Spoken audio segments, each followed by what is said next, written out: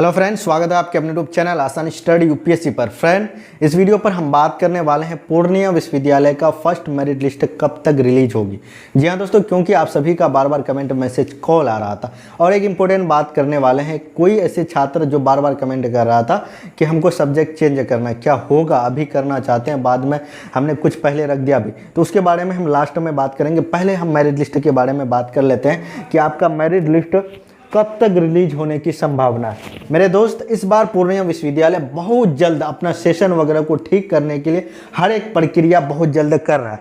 आइए हम बात करते हैं कब तक उम्मीद है। देखिए, आपको मालूम होगा कि फिर एक बार पूर्णिया विश्वविद्यालय 1 अगस्त तक टाइम दिया था रजिस्ट्रेशन करने का, यानी एडमिशन करने का जो प्रोसेस होता है उससे पहले रजिस्ट्रेशन होता है। वैसे छात्र जो छूट गए थे, जो सीबीएसई का रिजल्ट नहीं आया था, उनको एक बार मौका दिया था कि आप लोग एक बार अप्लाई कर लीजिए जो एडमिशन लेना चाहते हैं पूर्णिया विश्वविद्यालय में। तो वैसे छात्र कर लिए हैं तो अच्छी बात है।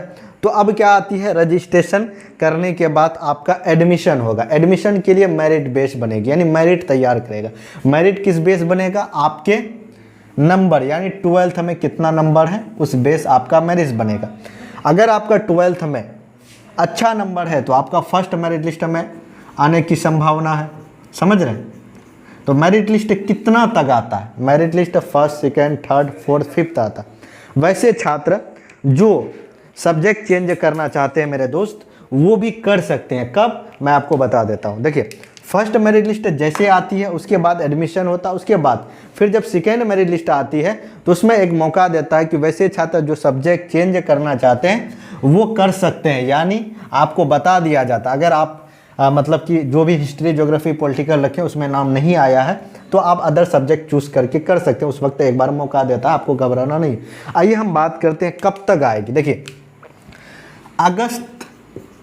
अगस्त लास्ट तक उम्मीद रखिए। उम्मीद की बात कर रहे हैं, ये आपको हम कंफर्म नहीं बता रहे। अब भाई आप स्टाफ को भी पूछ लीजिएगा यूनिवर्सिटी जाके कि सर बताइए कब आएगा, वो एग्जैक्ट डेट कभी नहीं। वो बोलेगा कि अगस्त सितंबर तक रखिए, आ जाएगा, यानी इसी बीच आपका आ जाएगा। क्योंकि हम इसलिए बता रहे हैं, जो पिछले साल की बात करें तो मेरे दोस्त, ये तो आपको अगस्ते में आपको दे रहा है। पहले तो सितंबर, अक्टूबर, नवंबर तक चले जाता था सिर्फ मेरिट लिस्ट आने में। इस बार अगस्त लास्ट तक अगर आ जाए तो बहुत अच्छा है। आप लोग लक्की साबित हो रहे हैं कि इस बार पूर्णिया विश्वविद्यालय बहुत जल्द अपना कार्यक्रम, अपने सिस्टम को सुधार रही है। समझ रहे हैं? तो अगस्त लास्ट तक आएगी। देखिए, मेरिट लिस्ट में आने के बाद वहाँ आपका नाम शो होता है, नाम आता है कि आपको कौन सा कॉलेज। अभी जो आप क्या किए हैं, जो अप्लाई किए हैं, अप्लाई करने में 5 कॉलेज दिए होंगे और सब्जेक्ट दिए होंगे। ये जो सब्जेक्ट है ऑनर्स पेपर, ये चेंज नहीं होगा कभी भी नहीं। सब्सिडरी आपको एडमिशन लेने के वक्त आपको चूज करना होता। समझ रहे? अभी आपको सिर्फ ऑनर्स पेपर जो आप जो रखे हैं, history, geography, political, geology, botany, accountants वगैरह, वो आपका ऑनर्स पेपर ही हुआ। अभी जो आप दिए हैं 5 कॉलेज नाम जो दिए, उन्हीं में से किसी एक कॉलेज में आपका नाम होगा। अगर आपका पूर्णिया कॉलेज में आ जाती है नाम तो आप जाइएगा पूर्णिया कॉलेज, वहाँ आपका एडमिशन होगा। आपका रैंक कार्ड यानी मेरिट लिस्ट को निकालना होगा। निकालने के बाद आप जाइएगा सारा डॉक्यूमेंट्स लेके, जैसे इंटर का marksheet, admit card, CLC, migration, caste certificate, income certificate, residential certificate, photo, Aadhaar card, ये सब लेके जाइएगा, वहाँ आपका एडमिशन हो जाएगा। अब बात आती है कि पेमेंट कितना लगता है। पेमेंट मेरे दोस्त, अगर हम सरकारी कॉलेज की बात करें तो पिछले साल 1230 रुपये आसपास लगा था। हो सकता है कि इस बार 1300 लग जाए, ज़्यादा नहीं लगेगा यही पास। अगर हम प्राइवेट कॉलेज की बात करें तो 2000 तक रखिए आप, 2000 तक। पिछले साल 1800 लगा था तो इस बार 2000 रख लीजिए, 2025 तक आपका हो जाएगा। ये डिपेंड करता है आपके मार्क्स। अगर आपका मार्क्स 70%, 67%, 65% है तो फर्स्ट लिस्ट में आने की संभावना है। इसमें क्या होता है कि वैसे छात्र जो इंटर में आर्ट्स रखे हैं उनका कम भी मार्क्स है, जैसे कि उनका कम परसेंटेज है। अगर वह हिस्ट्री रखें, हिस्ट्री में 75 नंबर है, तो उनका अगर टोटल नंबर 60% है, 61% है, तो मेरे दोस्त उनका फर्स्ट लिस्ट में आने की ज़्यादा संभावना है। इस तरह चूज़ किया जाता है क्योंकि उनका उस सब्जेक्ट में पकड़ है। आप साइंस रख के अगर आपका 60-61% है तो आपका नाम हिस्ट्री में बहुत कम उम्मीद है आने की, क्योंकि हिस्ट्री का बहुत हाई कटअप जाता है।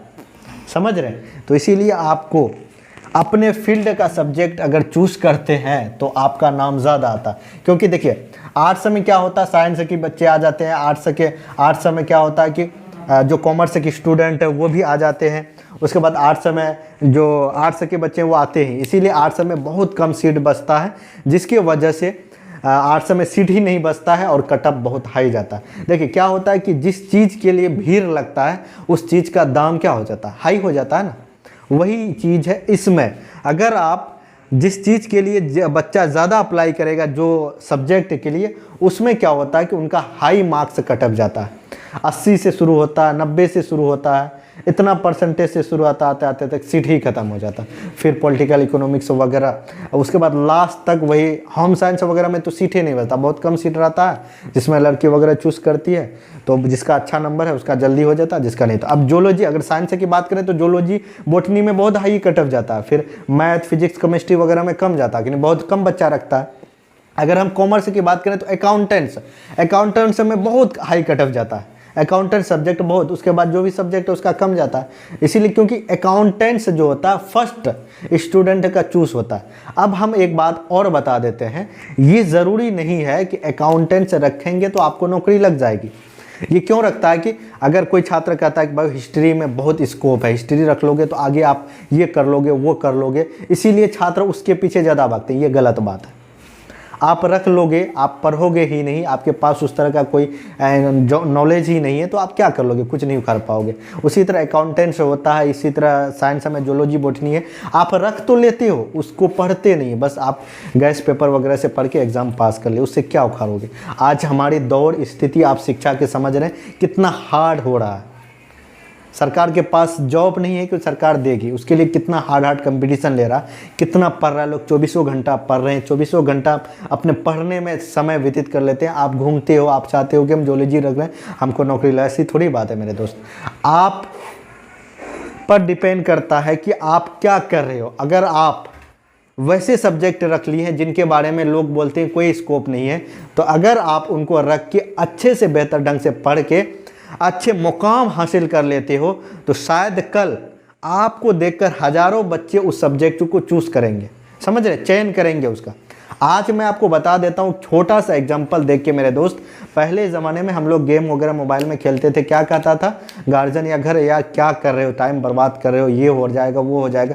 आज मैं आपको बता दूँ यूट्यूब में गेमिंग चैनल बना के आज लाखों पैसा कमाते हैं। मेरे एक फ्रेंड है, उन्होंने YouTube चैनल क्रिएट करके उनमें गेम खेल के लाखों पैसा कमा रहे हैं, अच्छा खासा इनकम कर रहे हैं, अच्छा खासा सब्सक्राइब है, तो वो अलग बात है।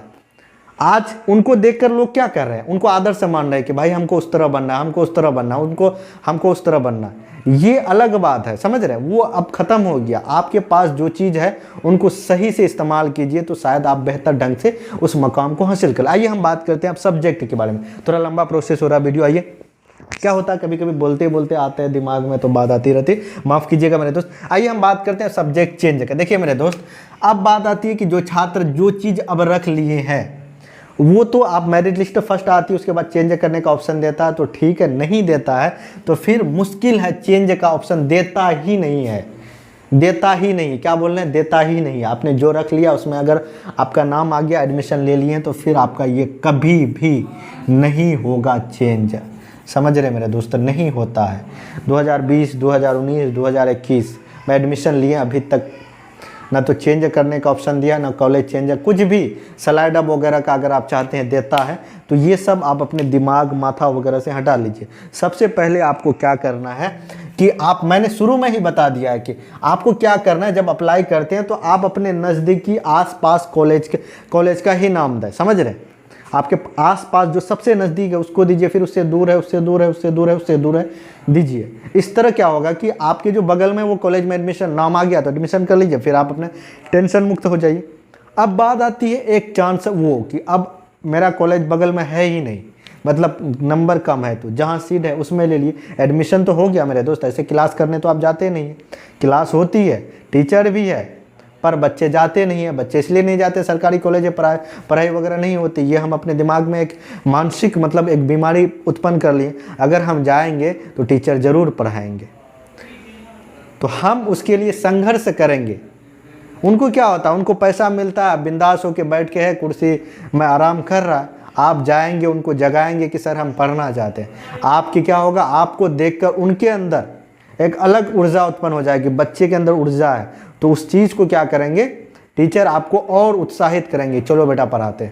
मैंने गया था, मैं क्लास वगैरह भी करता हूँ, मतलब कि गए थे, अभी तो हम ग्रेजुएशन मतलब थोड़ा बहुत छोड़ भी दिए हैं आपको इधर उधर करने में। गए थे, टीचर हमको अकेले पढ़ाते थे। वो बोलता था हमको कोई मतलब नहीं कि आप आओ, कोई आए या नहीं, आप आए तो आपको पढ़ाएंगे, मेरा कर्तव्य है। टीचर का ये कहने का मतलब था। हम बदनाम करते हैं, हम जाएंगे तब ना पढ़ाएंगे मेरे दोस्त।